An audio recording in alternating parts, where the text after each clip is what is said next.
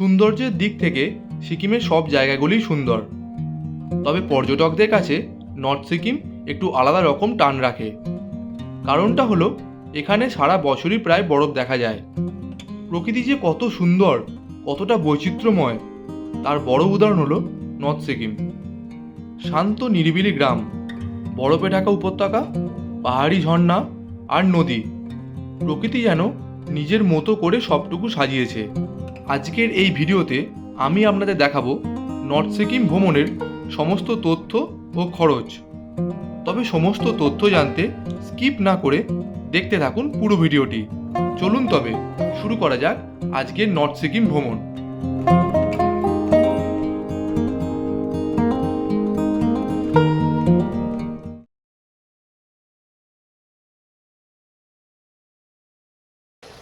Good morning everyone. আজকে আমাদের যাত্রার ডে 2। আজকে আমরা এখান থেকে যাবো লাচুং। চলুন পুরো জার্নিটা আমাদের শেয়ার করব। রেডি আমরা বেরিয়ে পড়েছি লাচুংয়ের উদ্দেশ্যে। আর এখন আমাদের এখান থেকে যেতে হবে বাজরা স্ট্যান্ড। তো তার জন্য একটা ট্যাক্সি করে নিতে হবে। তো মাথা পিছু 30 টাকা নেবে। চলুন। তবে ট্যাক্সিতে উঠে অবশ্যই দাম দর করে নেবেন।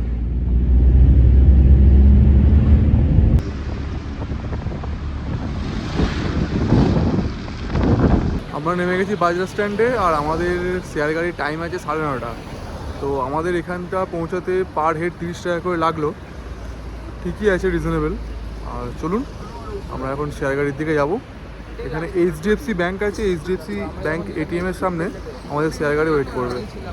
আর টাইমিং আছে 9:30। এইচডিএফসি এটিএমের সামনে চলে এসেছি। আর আমাদের গাড়ির অল ডিটেলস আমাদের অলরেডি আগের দিন রাতেই প্রোভাইড করে দিয়েছিল। আর এদিকে যাওয়ার যেগুলো লাগে পারমিশন অলরেডি আমরা আমাদের ডকুমেন্টস পাঠিয়ে দিয়েছিলাম। তো আমাদের যে ট্রাভেল এজেন্ট যে আছে সে অলরেডি প্রোভাইড করে দিয়েছে, সেগুলো অলরেডি পারমিট করে রাখা আছে। এখন শুধু আমরা দেখি গাড়িতে উঠবো।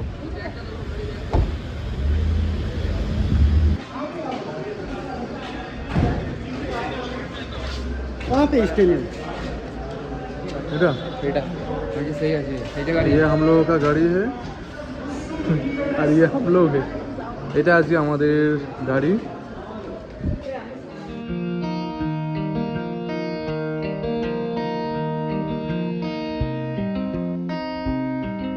আমাদের গাড়ির সময় ছিল 9:30-এ। বাকিদের আসতে একটু দেরি হওয়ায় গাড়িও ছাড়তে একটু লেট হয়ে গেল। তবে এই জার্নিটা কিন্তু আমাদের শেয়ারে, তাই খরচও তুলনামূলকভাবে কম। যদি আপনি পার্সোনাল গাড়ি বুক করে ঘোরেন সেক্ষেত্রে খরচা অনেক বেশি পড়বে।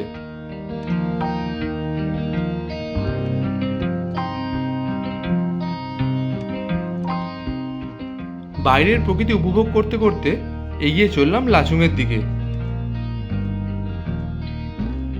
ঘন জঙ্গলের মধ্যে দিয়ে পাহাড়ি রাস্তা, যা আরও জার্নিটাকে রোমান্টিক করে তোলে।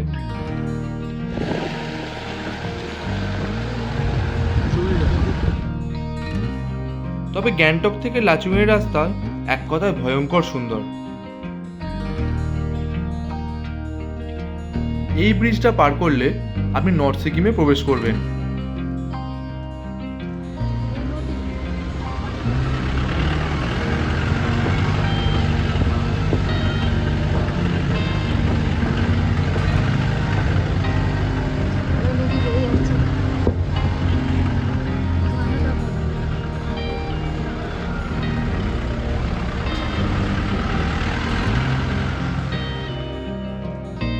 একটা সুন্দর ঝর্ণাও চোখে পড়ল।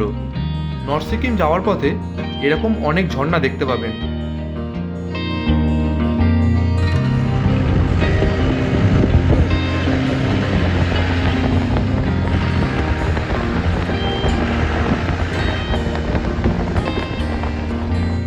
চলে এসেছি আজকে আমাদের প্রথম ভিউ পয়েন্ট, কাপি ভিউ পয়েন্ট। এটা একটা নদী, কাপি নদী, হয়তো নাম জানা নেই। আর এর উপরে ব্রিজটা খুব সুন্দর।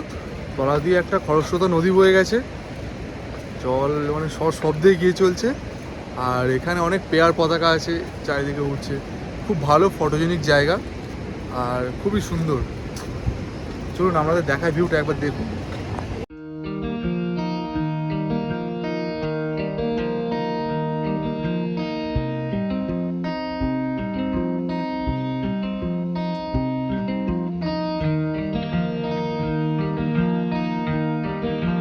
এই জায়গা থেকে ওল্ড ব্রিজটা দেখতে খুবই সুন্দর লাগে, তবে এই ব্রিজটা বিপজ্জনক হওয়ায় বর্তমানে তা বন্ধ আছে।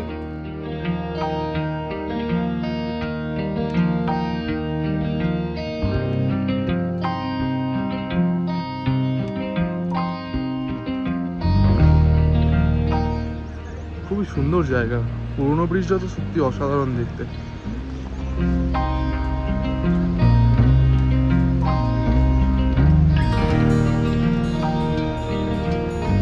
খুব সুন্দর জায়গা, ফটো বা রিলসের জন্য একদম আদর্শ।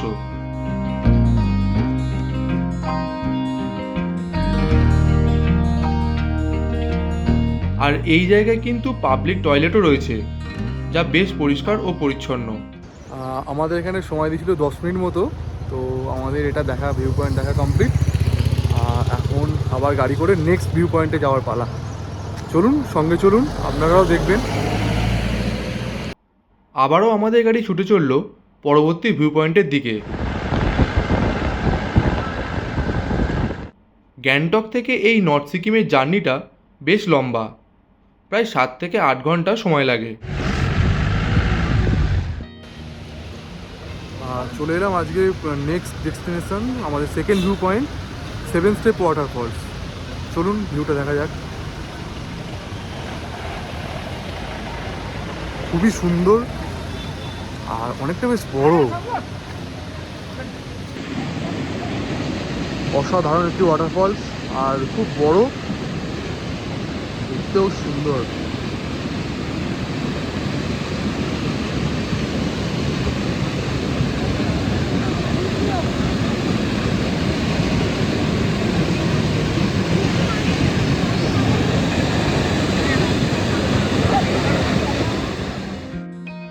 এই ওয়াটারফলসটি 7টি ধাপে ওপর থেকে পড়ছে, তবে খালি চোখে দেখলে শুধুমাত্র 3 থেকে 4টে ধাপই চোখে পড়ে।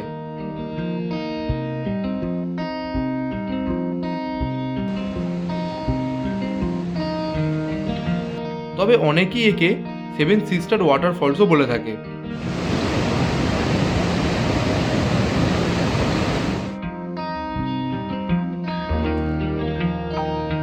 সেভেন স্টেপ ওয়াটারফলস দেখে আমরা আবার এগিয়ে চললাম আমাদের পরবর্তী গন্তব্যের দিকে।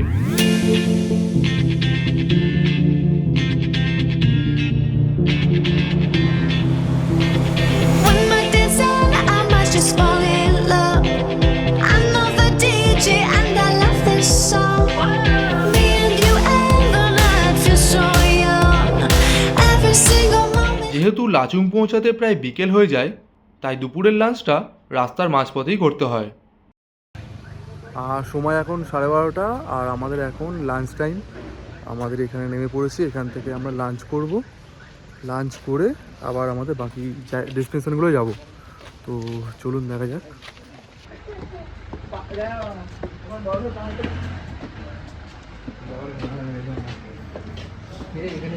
ব্যবস্থা করে রেখে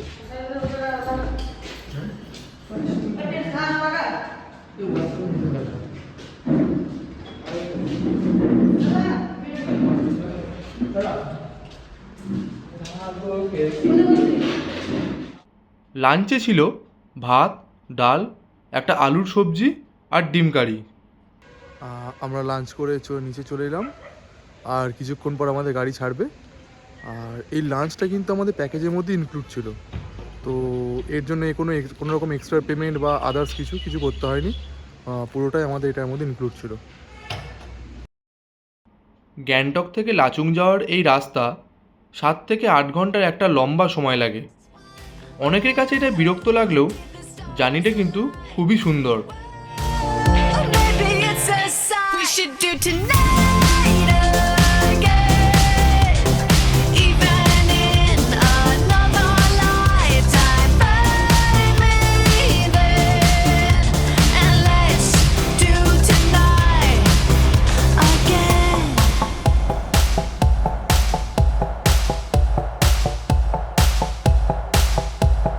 Those weekday problems are evaporating. Baby, I'm just guessing, but I've got a feeling. এখানে যেহেতু যখন তখন পাহাড়ে ধস নেমে যায়, তাই রাস্তার অবস্থা খুব একটাও ভালো না। তাই হাতে সময় নিয়ে আসাই ভালো।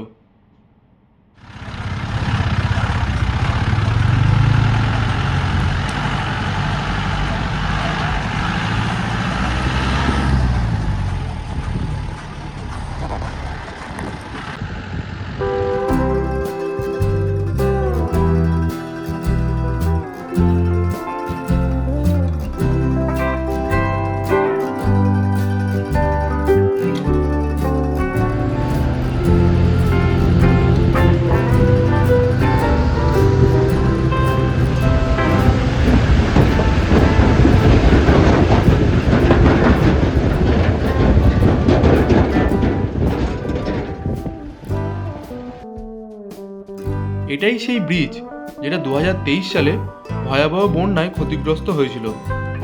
এখন শুধুই তার ধ্বংসস্তূপ পড়ে আছে।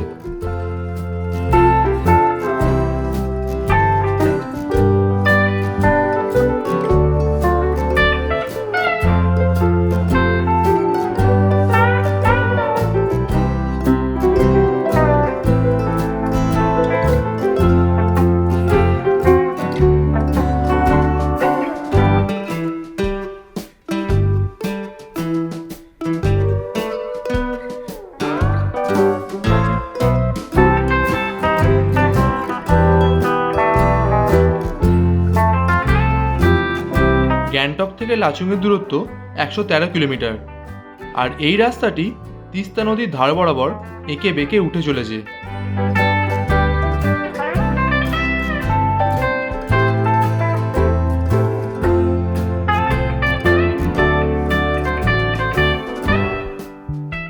প্রবেশ করলাম চুংথাংয়ে।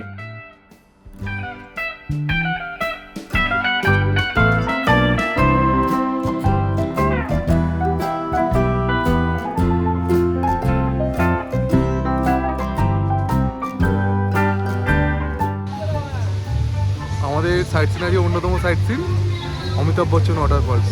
চলুন আপনাদেরও দেখাই।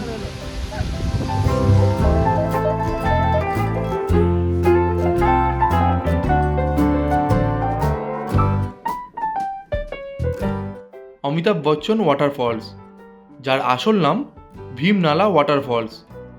এত লম্বা উচ্চতার জন্য এই ওয়াটারফলসকে অমিতাভ বচ্চন ওয়াটারফলস বলা হয়।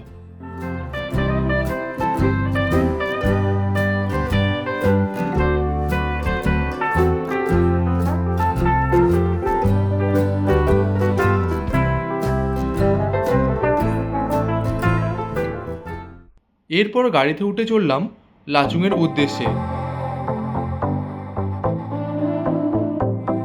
এখান থেকে রাস্তার দুই ধারে আপনি রডোডেনড্রনের গাছ দেখতে পাবেন। এপ্রিল ও মে মাসে এই গাছে পুরো ফুলে ভরা থাকে। তিস্তা নদীর ধার বরাবর সোজা চলতে থাকলাম। এই জায়গায় রাস্তা নেই বললেই চলে। কিছু দূর এগোনোর পর একটা ব্রিজ পেলাম। এই ব্রিজটা পেরোলেই ওই পারে পড়বে লাচুং।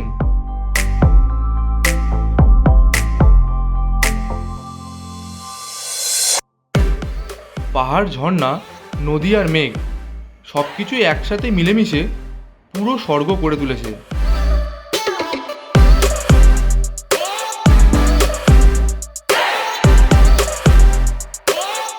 এগিয়ে চললাম আমাদের হোমস্টের দিকে।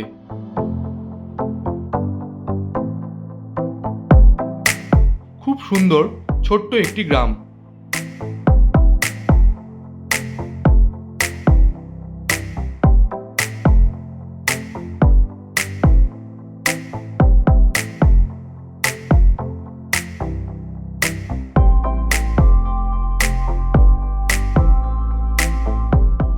এটা হলো আজকে আমাদের হোমস্টে। বেশ বড় আর খুবই সুন্দর। আর চারপাশের পরিবেশ নিয়ে তো কোনো কথাই হবে না।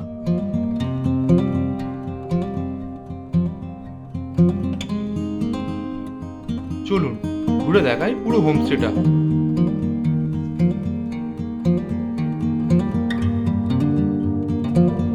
আমরা ছিলাম 4th ফ্লোরে।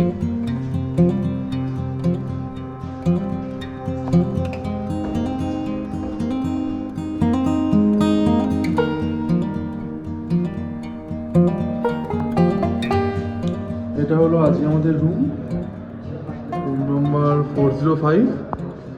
দেখাই রুমটা একবার।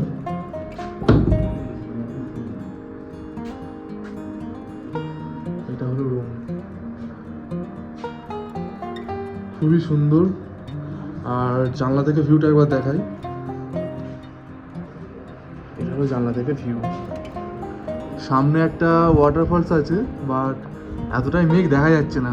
ক্লিয়ার হলে আমি দেখাবো। খুব সুন্দর লাগছে, খুব এত সুন্দর মানে বলে বোঝানো যাবে না। ছোট্ট একটি গ্রাম, খুবই সুন্দর। আর এখানে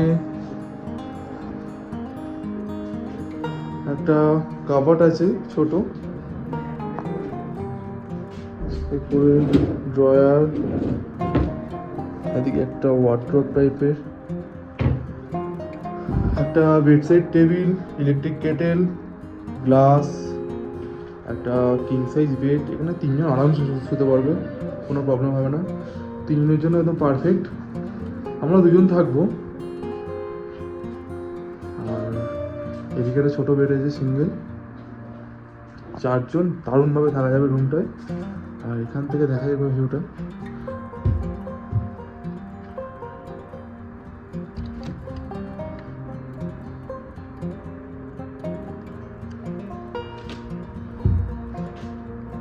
ছোট্ট গ্রাম, এদিকে চাষবাস হয়েছে, ওখানে অনেকগুলো হোমস্টে আছে। খুবই সুন্দর, খুবই সুন্দর। আর এই বাথরুমটা আবার দেখিয়ে দিই। এটা হলো বাথরুম। এখানে বেসিন, একটা মিরর, গিজার, যেটা সব থেকে বেশি দরকার এখানে, প্রচন্ড ঠান্ডা, আর একটা ওয়েস্টার্ন টয়লেট। সুন্দর, বেশ পরিষ্কার পরিচ্ছন্ন, খুবই সুন্দর। তবে আজকের মতো এইটুকুই। পরবর্তী পার্ট 3-তে দেখাবো ইয়ামথাং ভ্যালি ও 0 পয়েন্ট ঘোরার অভিজ্ঞতা। তাহলে চোখ রাখুন আমাদের চ্যানেলে, খুব তাড়াতাড়ি ফিরছি নতুন ভিডিও নিয়ে।